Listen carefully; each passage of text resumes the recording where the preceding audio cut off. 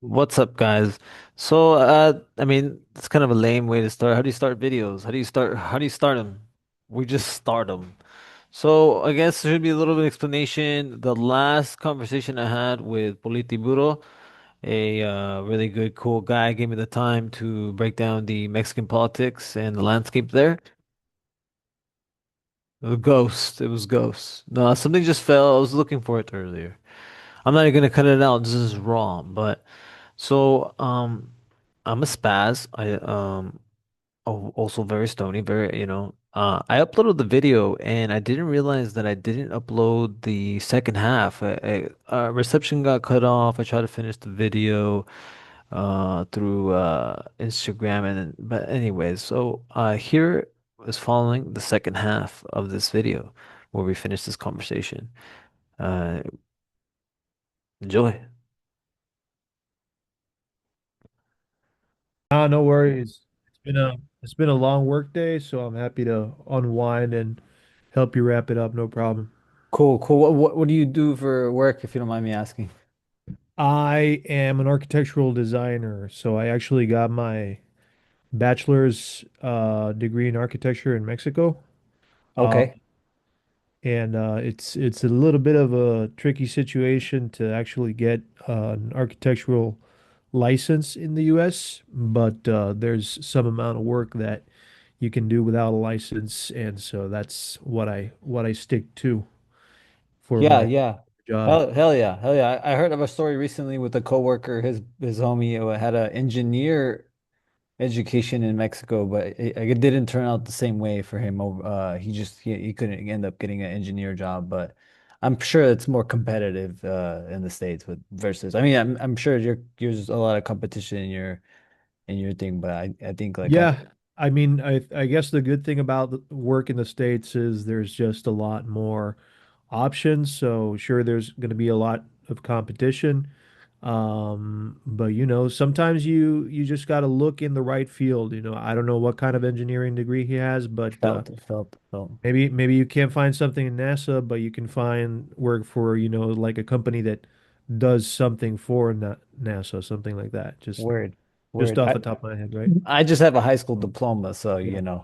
I was just like, so I felt like I do want to pursue something over here, Yeah. um, but I mean for the time being, I think sales kind of fits me. But anyways, let's get to the nitty gritty. So we went over Yeah. quite a few things. I mean, I just think I'm just gonna end it up with the that one segment that I was like kind of like stupidish questions, and then we'll just wrap it up because we did I would listen to it stuff in the past. It was really informative. It was really good. I feel like we did really well. And Cool. it's just really just this bit piece, and then you can do your shots out, and then and then we can go on our merry way. But so there's a lot of memes about our current president here in Mexico being a Jewish, I mean not Yeah. Jewish, but like a Zionist and a Yeah. and a Israeli puppet. Do you think how much is that? How much is that just a joke, and how much is that like fact? Well, last time and I know the listeners aren't going to hear about our last conversation, but last time I told you I didn't think she was a plant. I don't think she's a plant per se. The fact still is that Mexico has to be this um, stalwart ally to the U.S., and the U.S.'s foreign policy is always going to be standing by Israel, right? So in that regard, Mexico is kind of obliged to play nice with Israel, unfortunately. We still do cool stuff like recognize Palestine and stuff like that, because also Mexico's like geopolitical stance is always to remain neutral.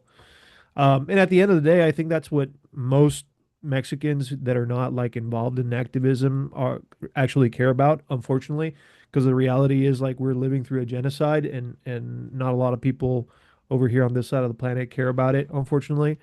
Um, but just the reality for Mexicans is that, hey, we don't want to mess with a war that's like really far away from us. So at least in that regard, she's like keeping it cool and maintaining relations with, a country that Mexico does have like economic ties to, even though it is that far away. But more importantly, like geopolitical ties via the U.S. which is unfortunate because I wish she would be better in that sense, right? Like she has all the legitimacy right now to say we're going to cut ties with Israel until they stop being genocidal freaks, um, basically the incarnation of Nazis in our time.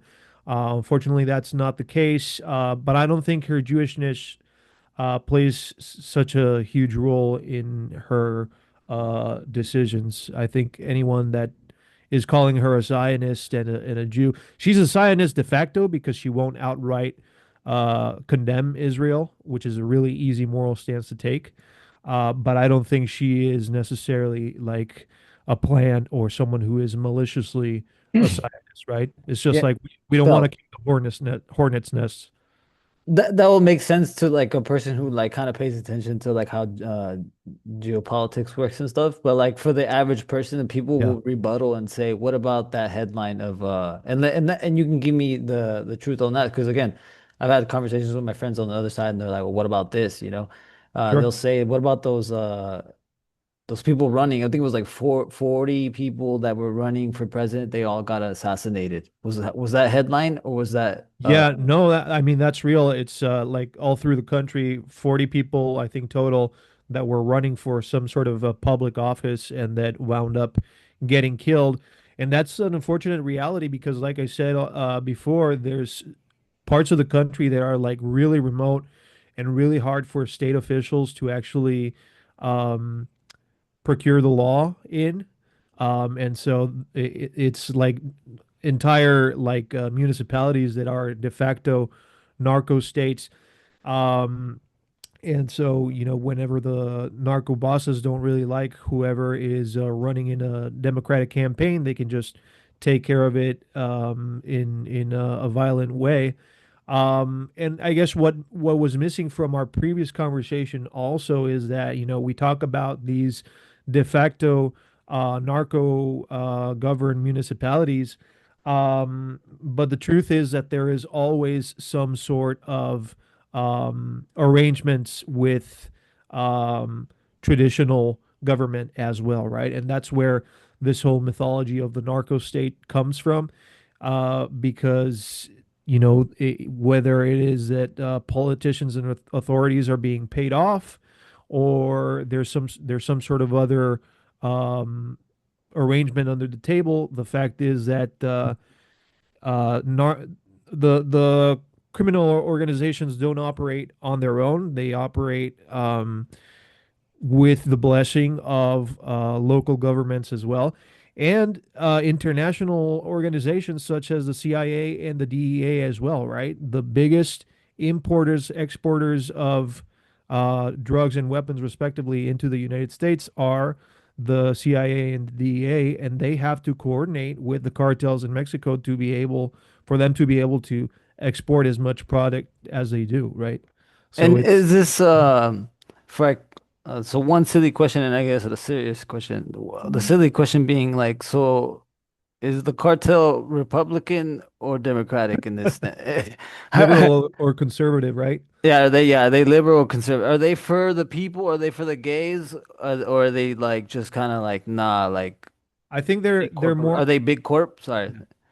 they're definitely big corp. That's a good way to put it because Mm. they even when they paint themselves as like a force for good for people to like they tell the people of a certain region like, hey, we're here to protect you guys, and we'll do a better job than the government ever could. And they come in and they spread the wealth among the inhabitants of certain like really small rural towns. That's like a big corporation telling you, hey, we're going to do this good for you, but then behind their back they're doing something else shady, right? So I think that's a good analogy for the cartels.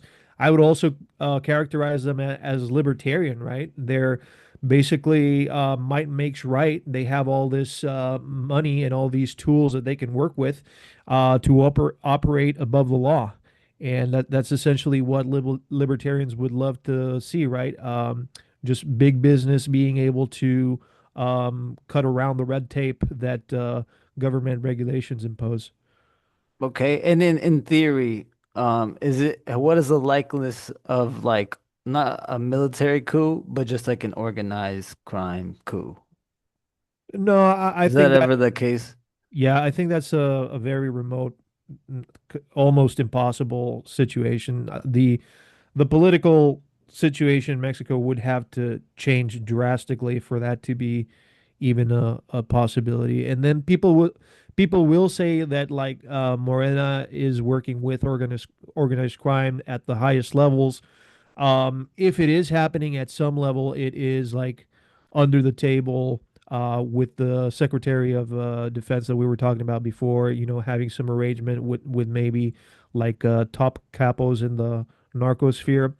Um, but the executive branch or the legislative branch, uh, mostly tries to stay away from dealing directly with criminal organizations, right? And so, and the criminal organizations know their place as well, right? They know that they can operate with a lot more freedom and do what they want if they stay out of the government's hair as well.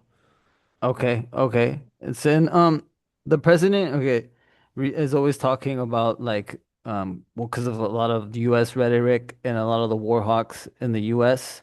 Or was talking about, Trump always talking about they want to invade South America or some country in South America right now, or and currently trying to do that.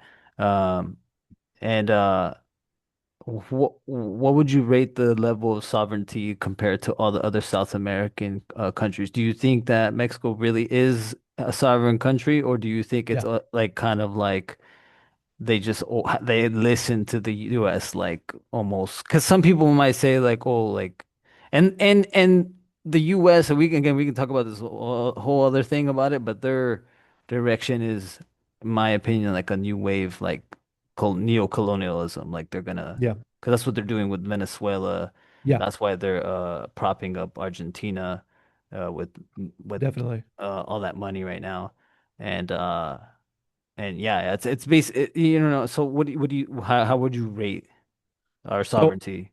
I definitely agree with your take on neocolonialism. That is basically what has been happening all throughout the 20th century after World War II.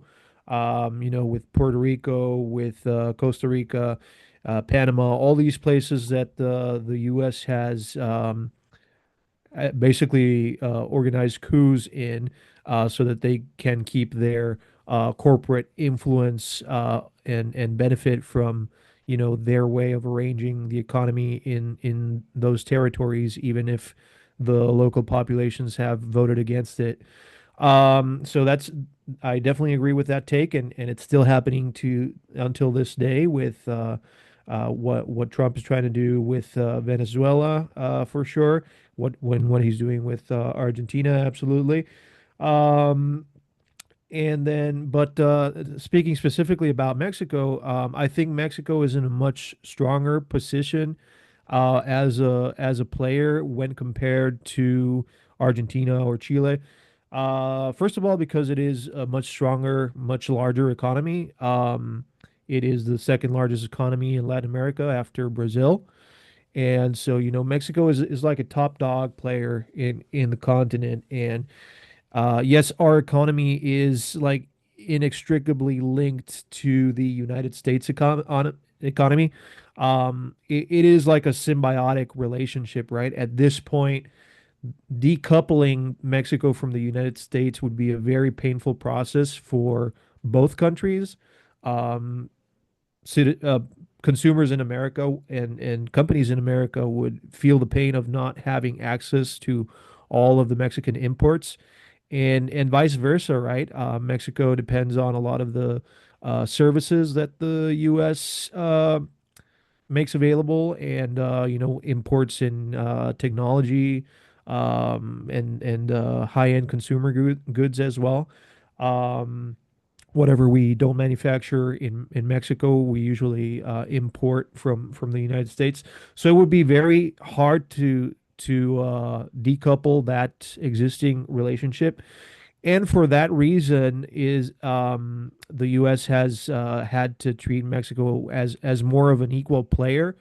Of course, the U.S. is a much larger economy compared to Mexico, but still, we're at this point in history where, I'm hearing people talk about like, is there a possibility of Mexico regaining the territories that were ceded to the United States, right? And that kind of relies on the fact that the treaties that were signed to give away California and Texas and all these territories would be seen as illegal by today's standards. Um, but the fact still stands that we're asking that question now because of the fact that Mexico is a very strong player on the world stage. And like we were talking about last time, I think we're positioned for the Mexican economy to just get better and better, stronger and stronger with good relationships with China and with the United States. So I definitely think there's, to answer your question without going on much longer, yes, Mexico is very strong in its sovereignty and will continue to be so. Okay. I felt the same way too. I just, again, I like to hear from people, especially somebody who's been in Mexico way longer than I have. Sure And thing. Yeah. so would you, in your opinion, say that Mexico has more liberties Yeah. for its citizens, as I'm saying? Because I'm not sure how activism where it's at right now, I don't know, I'm not sure what what the recent Yeah. fight is for, you know what I mean? I think right now everybody's mad at gentrification and stuff like that, but Yep. um yeah, how's that over here? Well, freedom of expression is also enshrined in the Mexican Constitution, just like it is in the United States. Freedom of speech. Um, and we were talking about last time, I'm not sure if that made it into the cut or not. We were talking about this a little bit of scaremongering that was going on because some Morena legislative people wanted to institute a law where like making a meme could land you in jail. But that was mostly scaremongering that never made it off of the like initial level of getting a bill approved. And so I do think Mexico is a freer society, a society with more freedoms than the United States, starting with the fact that the U.S. is very heavily a surveillance state. You're being watched every second of every day. Every transaction that you do is being monitored, by some third party or the government itself. The way you declare taxes in the U.S. is a lot more. Um, Surveillant than in Mexico. And I was talking about Mexico actually being, ironically, in some way, the ideal libertarian state, right? Mexico is really what happens when you let large corporations, and in this case, thinking about the organized crime as a corporation in itself, or several corporations, you let those big money players make the rules of the game, make the rules of the society, and you end up with a society that doesn't have as much control over its citizens as the U.S. government does have control over everyone living within the U.S. Right, and even people who don't live in the U.S. and their citizens need to pay taxes as well, right? So there's that as well. And the trade-off is that we don't have as many great regulations, and more people die from like food poisoning and overdoses on medication that they might be taking for a certain illness, right? So that's the trade-off. You get a more free society, but not as many assurances for peace of mind, which is what I hear white people value over many other things. So yeah, I think that's the contrast. I would say Mexico is a lot more free of a society than the U.S. Very like wild, wild west though Yeah, here. exactly. Yeah, That's what I always say. I always call Mexico the Wild Wild West. true that, true that. Okay, so and then the last question, wrapping this all up, um, politics, organized crime, uh, the geopolitical position that Mexico has. What does this all mean for like just an average guy for the next, let's say, next 10 year, right? because we can't really go farther than that. 10 years, right? For the average Joe. What does this all mean for like me and you? Like, are we good? Are we, well, how's the Yeah. quality of life of Mexico? I think it'll be fine. I Yeah. think, you know, like I have a kid, so I'm like, I'm just here doing my best, you know, hoping and Yeah. son, you know. I think it's going to be good. I think living conditions for the middle class in Mexico are going to continue to improve um, within the next 10 years. So, like I told you last time, I think you made a good call. I think Mexico is going to be a great place to, start family, raise your kids in. And it's certainly a lot more affordable than many places in the U.S., right? Any places that are still affordable in the U.S. will have shitty education, shitty access to healthcare, and maybe you are paying the same thing for rent in Mexico as you could find maybe in somewhere out in the mountains in Kentucky, maybe. But Yeah. here in Yeah. Mexico, you're going to be 5 minutes away from the hospital, 5 minutes away from the school, and maybe public education in Mexico, honestly, is a little rough. You know, they take good care of the kids. I would say maybe they don't teach them as many. They can't really spend the resources to really raise or educate a child um, like a private school could maybe. That's why a lot of people in Mexico, middle class, choose to take their kids to like private schools, and there's a whole bunch of private schools. And I would say private schools in Mexico are thousands of times better than private schools in the U.S. Just like the average private school, because when you're talking about private schools in the U.S., they're teaching you some Christianity bullshit. They're teaching you some Republican bullshit, and there's none of that in Mexico. Mexico education has to be, even in private schools, it has to be completely secular. There's like religious private schools, but it's just the one religion class, usually like Yeah. a Sunday school class, and then the rest of everything, math and science, everything else has to be completely secular and scientifically oriented. So I would say in that sense, it's difficult to compare education in Mexico and the U.S., but I think there's enough tools in Mexico right now for people to raise their children all right, and I think it's going to keep getting better. Fortunately, I agree. I agree. yeah, I feel like just the same thing we've been saying is I think the position of Mexico is great in the economy and in the world. And I mean it is what it is. It is kind of, but it is what you could you if you work, that's how I feel. Like if I can work hard, if you just, you get what you put in. You know, if yeah, I work hard enough, you know, you could afford some of these definitely, private schools, and it's a very competitive market out here in the sense of like, well, you know, you definitely, you want the better product is always like the most expensive, but you can get that product, and you could just live. You know, I mean, if I work hard enough, I mean, yeah, I could put my son through one of those, and then they speak 'em, yeah, like you know, this English and Spanish and stuff like that. So. yeah. Yeah, I feel you. I feel you. And that again goes with that libertarian ethos, right? Where Yeah. you get as much as you decide that the amount of work that you're going to put into it. Where in the U.S. you could be working your ass off, and then all of a sudden you get a broken ankle for whatever reason, and that puts you back years in your goals, right? With the medical attention you need to get for that, especially if you're uninsured. So yeah, I totally I think we're in sync with that thought. Sure, sure, man. All right. Well, thank you for again for doing this twice, but no, You got it. it went good. You know, I feel like went great. Yeah, If you want to do your little your shots out, that'd be cool. for And sure. then and yeah, Yeah, thanks a lot for inviting me again. I'm really happy to talk to you, and hopefully you can do this again soon. I'll have you on the show sometime as well, whenever I get around to doing a new episode.